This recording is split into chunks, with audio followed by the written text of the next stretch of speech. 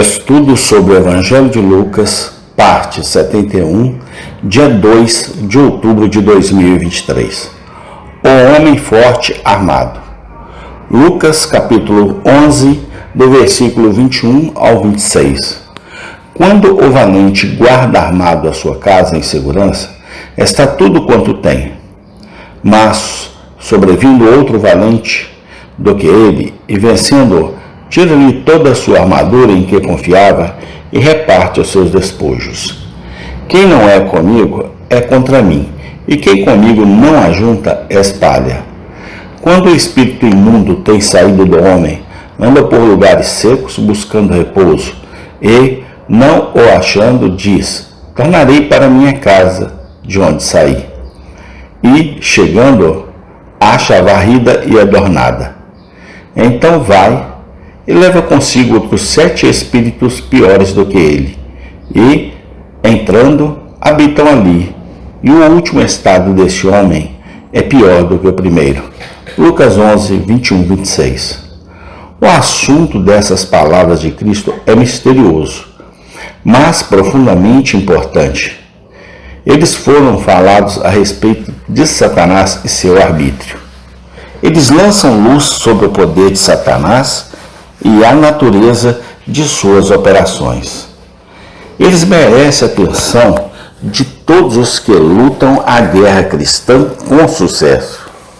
Ao lado de seus amigos e aliados, um soldado deve estar bem familiarizado com seus inimigos.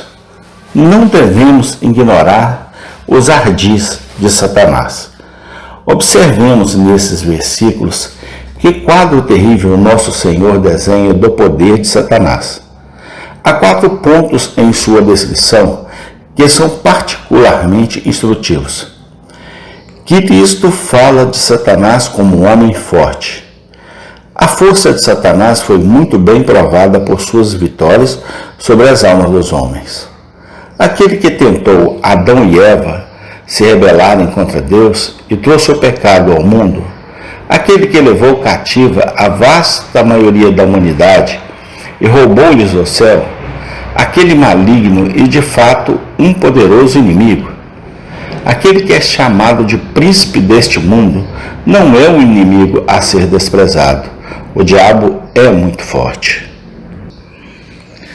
Cristo fala de Satanás como um homem forte totalmente armado.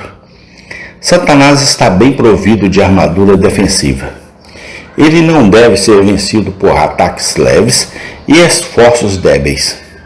Aquele que quiser vencê-lo deve colocar toda a sua força.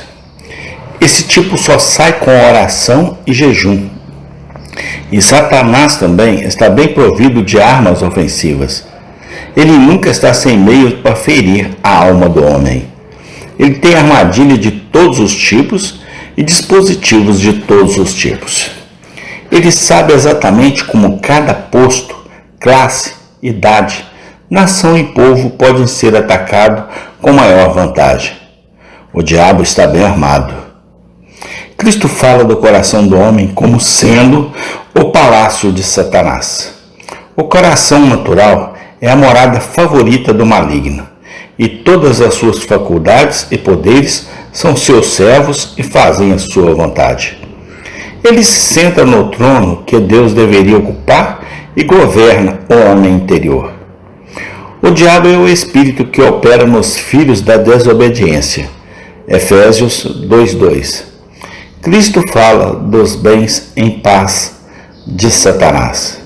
Enquanto o homem estiver morto em delitos e pecados, enquanto seu coração estiver tranquilo sobre as coisas espirituais, ele não tem medo do futuro. Ele não tem ansiedade sobre sua alma.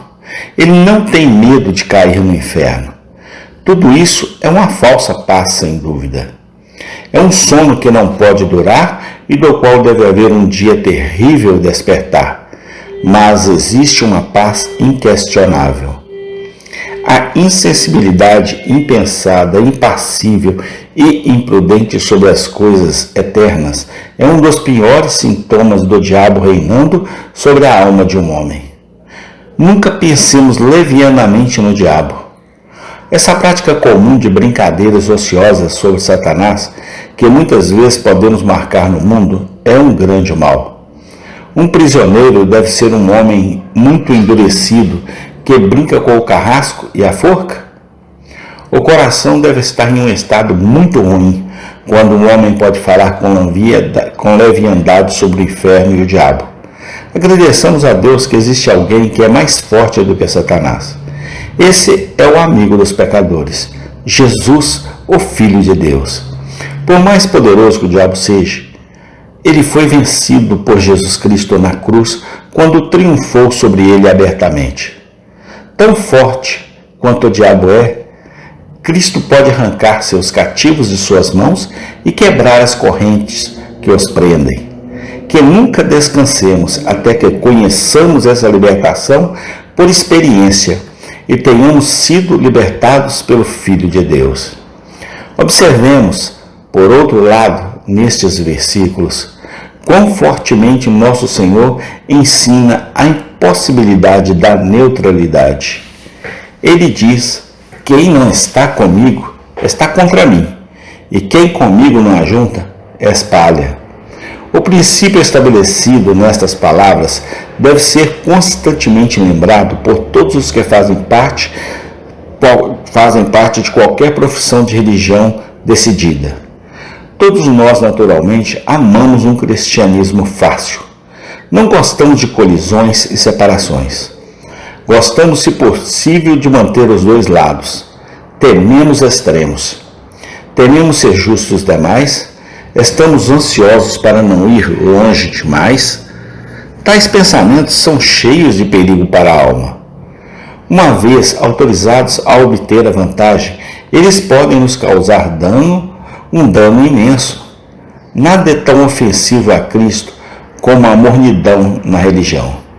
Estar totalmente morto e ignorante é ser objeto de pena e também de culpa. Mas conhecer a verdade e ainda assim parar entre duas opiniões é um dos principais pecados. Que seja firme determinação de nossas mentes que, se servirmos a Cristo, nós o serviremos com todo o nosso coração. Que não haja nenhuma reserva, nenhum compromisso, nenhuma indiferença, nenhuma tentativa de reconciliar Deus e Mamon em nosso cristianismo. Resolvamos, com a ajuda de Deus, estar com Cristo e reunir-nos ao lado de Cristo e permitir que o mundo diga e faça o que quiser. Pode nos custar algo no início, mas certamente nos recompensará a longo prazo. Sem decisão firme, não há felicidade na religião. Aquele que segue Jesus mais plenamente sempre o seguirá mais confortavelmente. Sem decisão na religião, não há utilidade para os outros. O cristão desanimado não atrai ninguém pela beleza de sua vida e não ganha o respeito do mundo. Observemos finalmente nestes versículos quão perigoso é se contentar com qualquer mudança na religião que não seja uma conversão completa a Deus. Esta é uma verdade que nosso Senhor ensina por uma imagem solene de alguém de quem um demônio foi expulso, mas em cujo coração o Espírito Santo não entrou. Ele descreve o espírito maligno após sua expulsão como buscando descanso e não encontrando nenhum. Ele o descreve planejando um retorno ao coração que ele uma vez habitou e levando seu plano à execução. Ele o descreve encontrando aquele coração vazio de qualquer bem e como uma casa vazia e decorada para sua recepção. Ele o descreve como entrando mais uma vez com 7 espíritos piores do que ele e mais uma vez fazendo dele sua morada. E ele termina tudo com um ditado solene.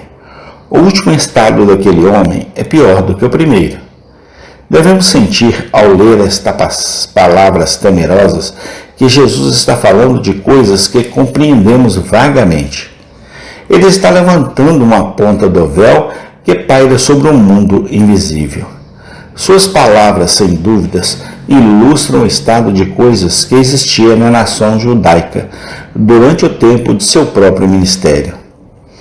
Mas a principal lição de suas palavras, que nos diz respeito, é o perigo de nossas próprias almas individuais. Eles são um aviso solene para nós, para nunca ficarmos satisfeitos com a reforma religiosa sem a conversão do coração. Não há segurança, exceto no cristianismo completo. Deixar de lado o pecado aberto não é nada, a menos que a graça reine em nossos corações.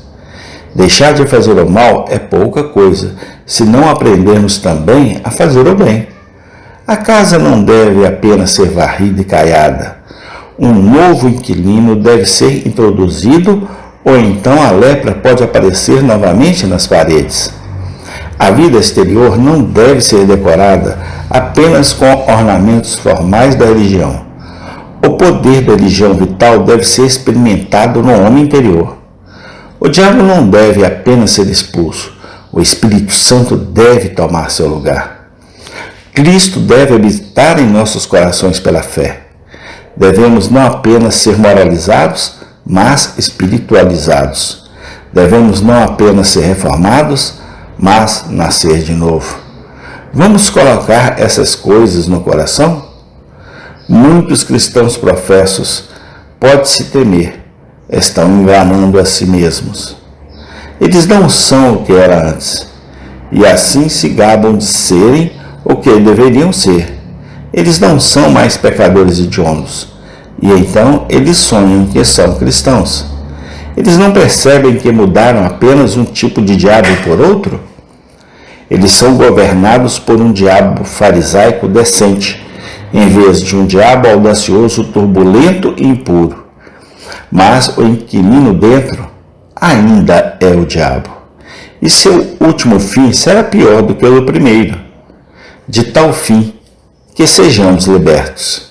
O que quer que sejamos na religião, sejamos meticulosos. Não sejamos casas apenas varridas e decoradas, mas desabitadas pelo Espírito. Não sejamos cacos de barro cobertos de prata, belos por fora, mas sem valor por dentro. Que a nossa oração diária seja: sonda-me, ó Deus, e veja se há em mim algum caminho mau em mim, e guia-me pelo caminho eterno. Salmo 139, 24. Amém. Tem continuação. Senhor, muito obrigado. Dá-nos entendimento, sabedoria e conhecimento da tua santa e divina palavra. No nome do Senhor Jesus Cristo. Amém.